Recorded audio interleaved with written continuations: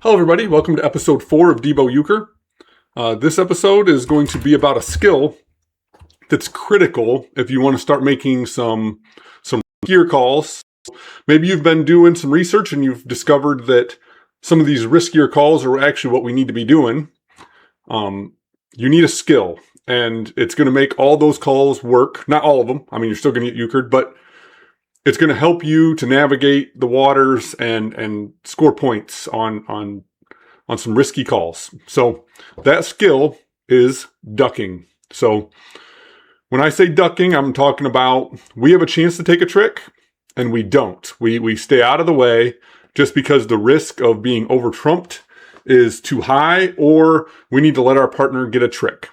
And if you don't do this enough, you get punished. And it's the difference between getting euchred and not, or getting a march and not a lot. This skill is critical, and I would say it's one that actually a lot of actually highly skilled players are getting wrong. So we're going to go through some examples, and I'm going to try to narrow it down a bit. There's tons of scenarios, so we can't hit them all, but I want to hit the main ones and talk about those. Okay, so this first hand is a ultra thin call here we're making from seat 2. We don't defend well, and I think this is the best call. 2 trump, an ace, order on our partner, not defending. This is an order for me. So when we're making calls that are this thin, it's really, really important that we incorporate our partner. Okay, right here, righty leads the jack of hearts.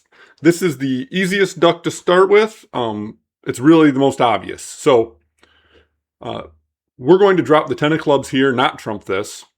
And we're going to give our partner a chance to have the ace of hearts or to trump in themselves.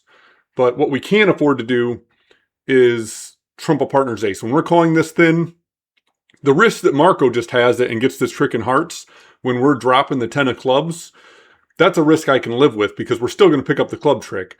But the risk I can't live with is if we trump this and it's our partner's ace of hearts and we wasted a trump and a partner's ace to get one trick. That's the worst case scenario, and we're going to get euchred if we're doing things like that. So we have to take the chance here.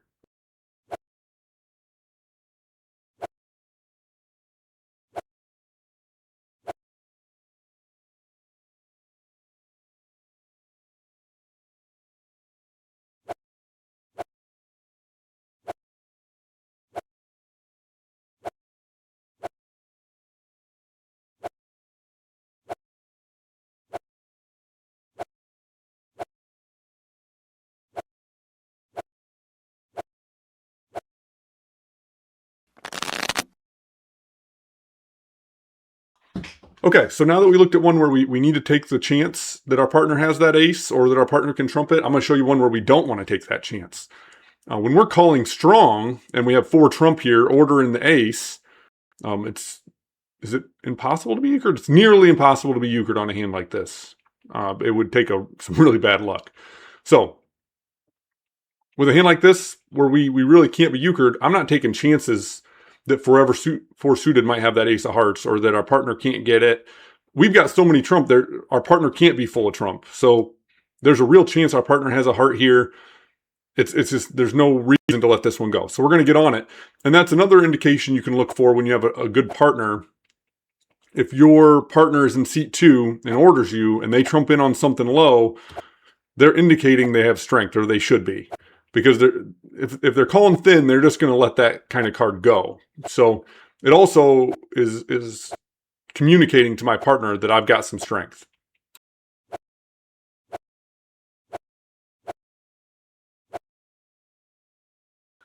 All right, here's another one. Right here, Mark M orders me up. I think it's because he didn't watch my video on not ordering from seat 3. So he orders me up, and ducking can be critical to securing euchres. So this is the perfect example of that. All right, so there's a common card configuration with a right ace where if you can be the final person to act with a right ace, you're guaranteed to get 2 tricks. All right. And so in this case, with the right already being played, my left king has become a right ace. So right here, I know we need to get every single trick that's still out there to get the euchre. And I want my right ace to be sitting behind Mark M. In this case, it's a left king, but it's the same thing. So to get all three tricks, there's only one way to go here. If I trumped in and led trump again, I'd still have the 9 of clubs loser. And so we're losing two ways there. Either my 9 of clubs is no good, or Mark M has a third trump. And that's the most likely scenario. Mark M shouldn't be ordering unless he has at least 3 trump, so I'm going to assume it. So I'm assuming Mark M has 2 more trump. So if he's got 2 and I trump in with 1 and lead 1, he's still going to have 1 at the end. So there's only one way to go here. We're letting this go, and we're going to try to let our partner take this. And it's not an option. It's the only way to get the euchre.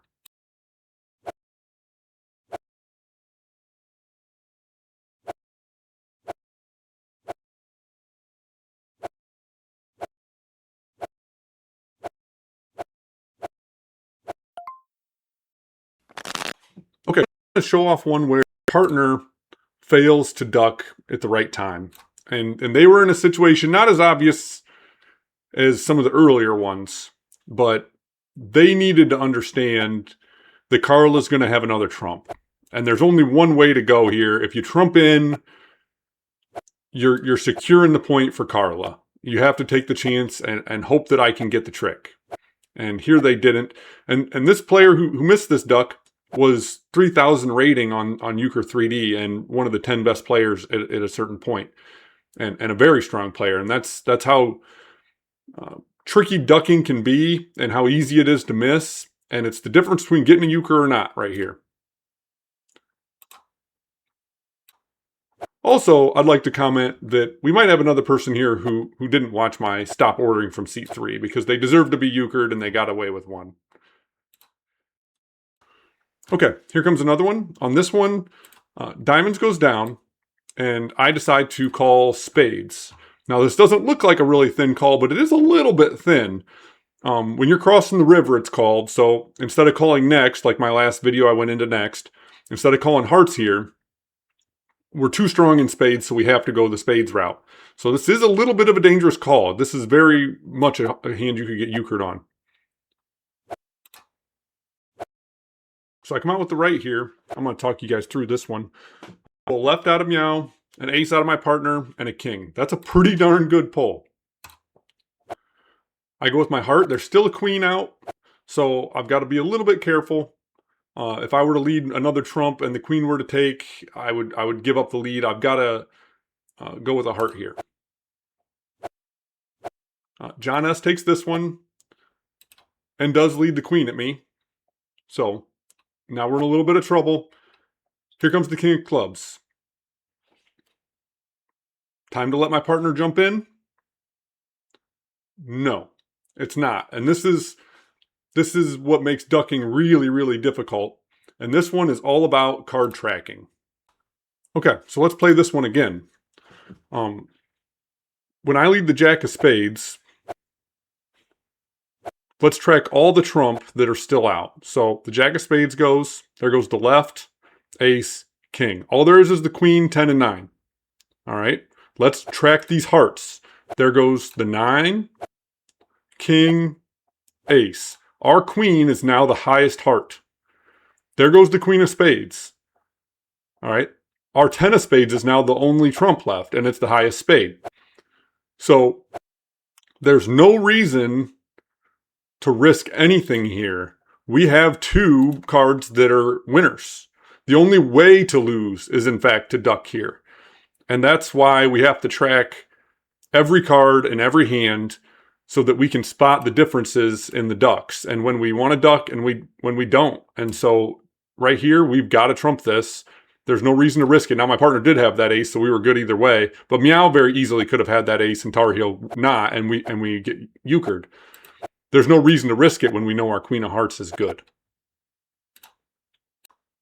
Okay, one last example. Right here, our opponents have 9, and I don't defend well. So 2 suited with 2 trump, and my belief that partners tend to not order hands as much as they should. all combined to make this a pickup for me. This one is a little bit harder.